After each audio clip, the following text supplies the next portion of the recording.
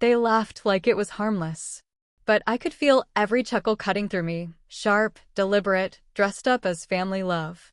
"Here's to Maya," my cousin Ryan said, raising his beer like he was christening a ship. "Our family's paper pilot." The table roared.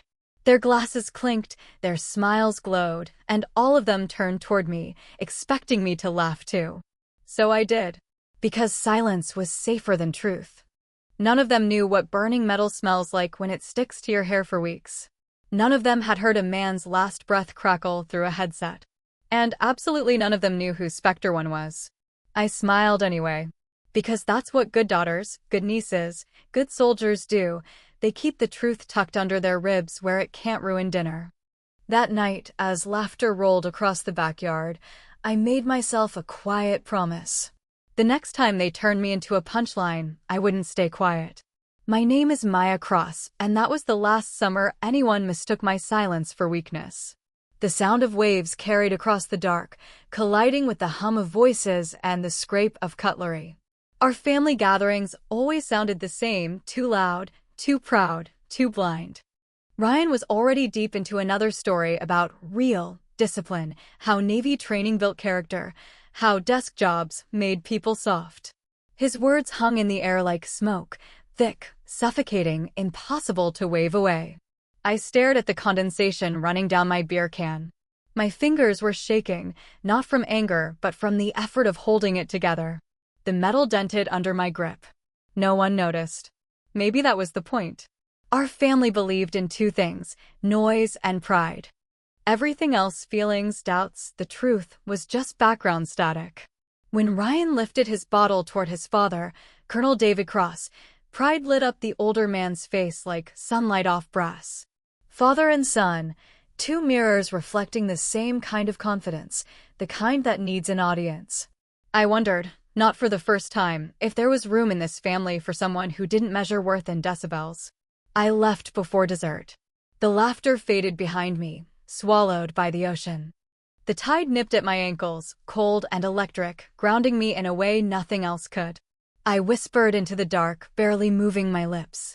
Someday, the silence that hides me will break. Not with anger. With truth. I grew up in a town that worshipped restraint. The Cross family motto, though no one said it aloud, was simple: work hard. Stay quiet. Don't cross the line. I broke all three before I turned 25. My Uncle David's name still carried the weight of medals, stories traded over whiskey, and the unspoken hierarchy of men who believed legacy mattered more than honesty. Ryan, his son, was heir to that illusion. I was the polite afterthought, the niece who flew planes but never talked about it, the one who smiled at every dig. They loved to talk about heroes. They just never talked to one. Sometimes, late at night, the memories slipped through my defenses. The cockpit flooding with red light. The radios spitting static and panic. We're pinned down. Spectre One, do you copy? My voice steady, mechanical, betraying nothing. Copy. I'm not leaving you behind. When we returned to base, my commanding officer said quietly, "Colonel Cross owes you his men's lives. He knows it was you." The world tilted. So that was it, the truth buried under their laughter. The man who'd built his family on glory had once been under my protection. He knew who I was. And he'd chosen silence. For his son. For his name. To keep the story clean. The cost was mine. That night, I found him down by the pier, beer in hand, watching the horizon bleed into the sea. "Thank you," he said without turning. "I know you were Spectre One." The words hit like a flare, bright, brief, gone. "I just did my job," I said. He exhaled. "Didn't want Ryan to feel small. Then you made me smaller instead."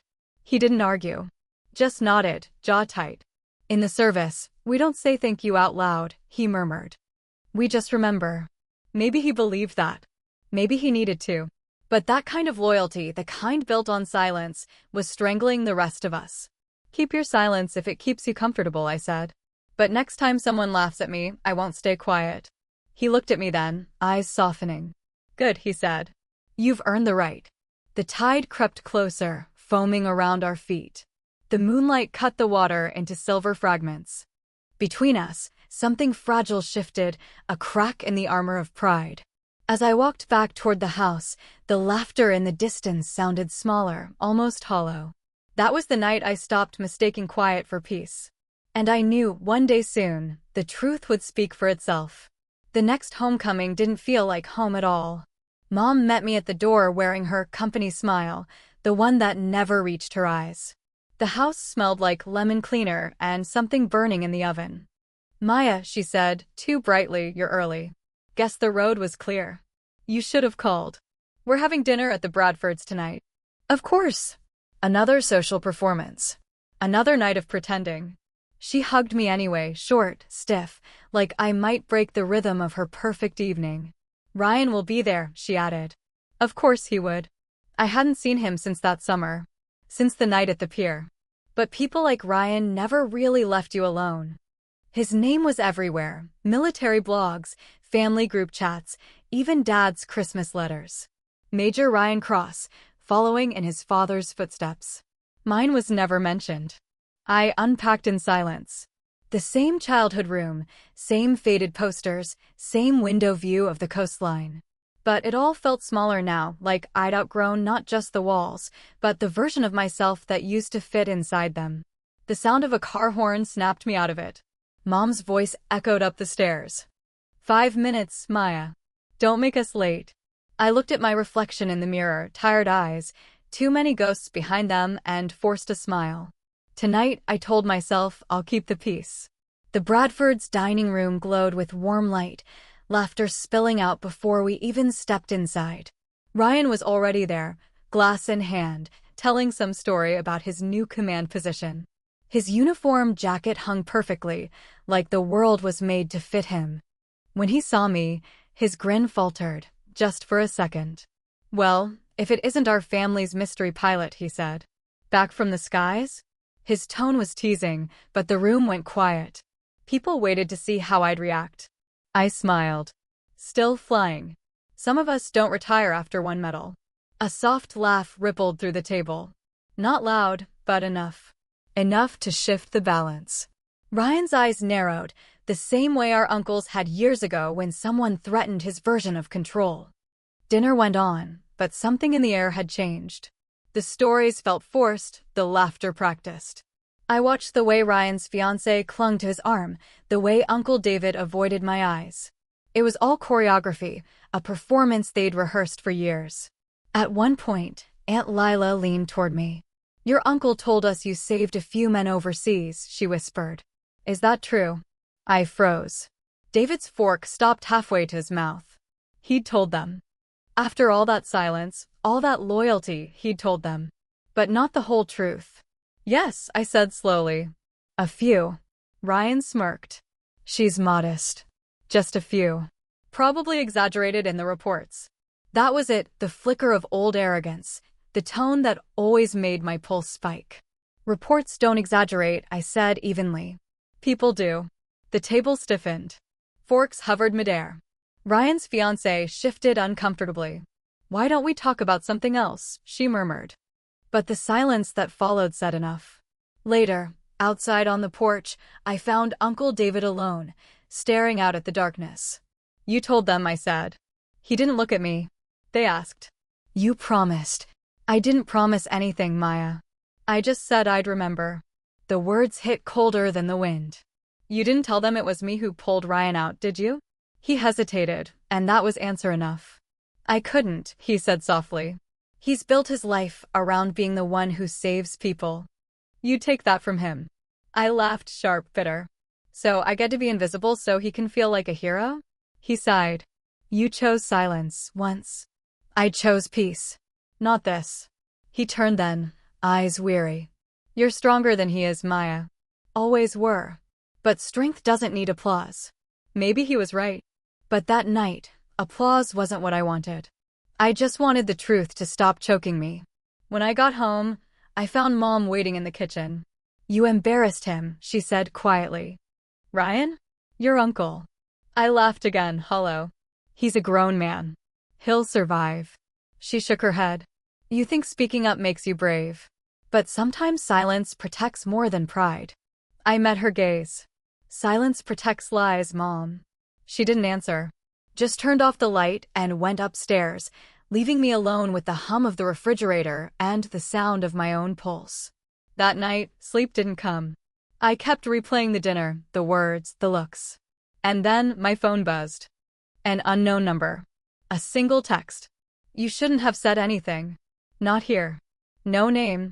No signature. But I knew who it was. Ryan. The room suddenly felt colder. Outside, the waves crashed like distant artillery. I stared at the message until the screen went dark, the glow fading like a heartbeat. So this was how it started: silence breaking, secrets surfacing. And I realized, for the first time in years, I wasn't afraid of the noise. By morning, the secret had already spread beyond the family. It started with a message from Aunt Lila. Proud of you, dear. You don't need to hide anymore. Then another, from someone I hadn't spoken to in years. You really saved Ryan's squad? Wow. By noon, there were posts online, small mentions, fragments of truth twisted into gossip. That's how it always happens. The truth doesn't come out clean, it leaks, warped and dangerous. Mom stormed into my room holding her phone like it was evidence. Did you tell anyone? She demanded. No. Then why is everyone talking about you? Maybe because I exist? Her lips tightened. You know what I mean. People are saying you took credit for Ryan's mission. I blinked. His mission? She sighed, lowering her voice. You know how this looks. He's up for promotion. And I'm supposed to stay quiet for that? For the family. There it was again, the word that was supposed to make everything smaller, acceptable, sacred. The family. The one thing you weren't allowed to question. Ryan called that afternoon. Hey, hero, he said. The sarcasm hit first, followed by the sound of him pacing. Don't start, I said. Oh, I'm not starting. You did that when you ran your mouth last night. I didn't run my mouth. I told the truth. He laughed, sharp, humorless. You really think anyone believes you? You were a pilot. I was on the ground. You weren't even there that night. I froze. He was rewriting it. Just like that, erasing me from the story, line by line. Careful, I said quietly. You're playing with something you don't understand. Relax, Maya. You always were too dramatic. The call ended with a click that felt like a door slamming shut. By evening, the house was full of whispers. Mom refused to meet my eyes. Dad kept pretending nothing was wrong. And I could feel the invisible current running through every room: doubt, shame, fear. I went for a drive just to breathe. The coastal road shimmered with heat, and the air smelled like salt and rust. I ended up at the old airstrip outside town, where the hangars stood like abandoned ghosts. That place had been my sanctuary once. The hum of engines, the metallic tang of fuel, the rhythm of control. It was where I learned that fear can't always be conquered, only negotiated with. I walked between the empty hangars until the wind picked up, sharp and restless. And then I heard it, footsteps behind me. I turned. Uncle David. He looked older than I remembered. The medals on his chest seemed heavier now, as if they finally knew what they were worth. You shouldn't have come here, he said. Neither should you. His jaw flexed. This mess, you're making it worse. I didn't start it. You lit the match. I stepped closer. No, Uncle. You built the house out of lies and called it family. The silence between us crackled like static. Finally, he said, you don't understand how fragile reputation is in our world. One rumor can destroy everything. Then maybe it deserves to be destroyed. For a second, I saw something flicker in his eyes: fear, maybe grief. You sound just like your father, he murmured. I frowned. What's that supposed to mean? But he was already walking away, the sound of his boots fading into the wind. That night, I got another text. Different number this time. Stop before you regret it. No name again. But I didn't need one. It wasn't fear I felt this time, it was exhaustion. The kind that seeps into your bones when you've been fighting ghosts too long. I sat by the window until dawn, watching the sea dissolve into light. And somewhere between the sound of waves and the memory of that night in the cockpit, something inside me shifted. If they wanted silence, they'd have to earn it. The next morning, I went to the local veterans office. The receptionist looked up, startled, when I handed her a folder. Official flight reports, I said. Operation Fireline. I'd like to confirm authorship. Her eyebrows rose. This could open an inquiry. Good. I smiled for the first time in days. It's time someone told the truth. She hesitated, then nodded slowly. You understand what happens once this goes public? I do. I wasn't sure I did. But I was done being afraid of the noise. By the time I got home, my phone was buzzing nonstop, calls, messages, warnings. Ryan again. You're out of your mind. Take it back before it ruins everything. And then another message, one that stopped my breath cold. If you push this, you'll regret what happens next. Attached was a photo. My car, parked outside the hangar that morning. Taken from across the road. My hands shook, but my resolve didn't. They wanted me scared. They wanted me small again. But fear doesn't make you small, it just reminds you how much you have left to lose. I saved the photo. Forwarded it to a friend in the press. If the truth was going to burn, I'd rather light the fire myself. The story hit the news 2 days later. And when it did, everything came crashing down. Headlines, interviews, blurred photos of soldiers in dust and smoke. My name, printed beside words like whistleblower, hero, and controversy. It was never about fame. But once the truth escaped, it didn't care who it burned. By noon, my phone was a battlefield, reporters, old squad mates, relatives pretending they always believed in me. And then silence. From the people who mattered most. Mom didn't call. Dad didn't either. But I didn't need to hear their voices to know what they were thinking. How could you? Why couldn't you just let it go? You've ruined everything. It hurt more than I wanted to admit. Even truth feels lonely when it's finally out in the open. The knock came at dusk. When I opened the door, Ryan was standing there. No uniform, no confidence, just exhaustion and something close to shame. So, he said, congratulations. You got what you wanted. I crossed my arms. Did I? You destroyed my father's name. My career. Everything we built. You destroyed that yourself, the moment you built it on lies. He flinched, just barely. You think anyone's going to remember your version? They'll twist it until no one knows what really happened. Maybe, but at least they'll know I existed. He stared at me, eyes searching for the sisterly cousin he used to tease, the one who swallowed her anger to keep the peace. But that girl was gone. Dad's sick over this, he said quietly. Good. He should be. Maya. No. My voice cracked, but I didn't care. You don't get to rewrite my life anymore. He stepped closer. This isn't over. It is for me. He turned and left.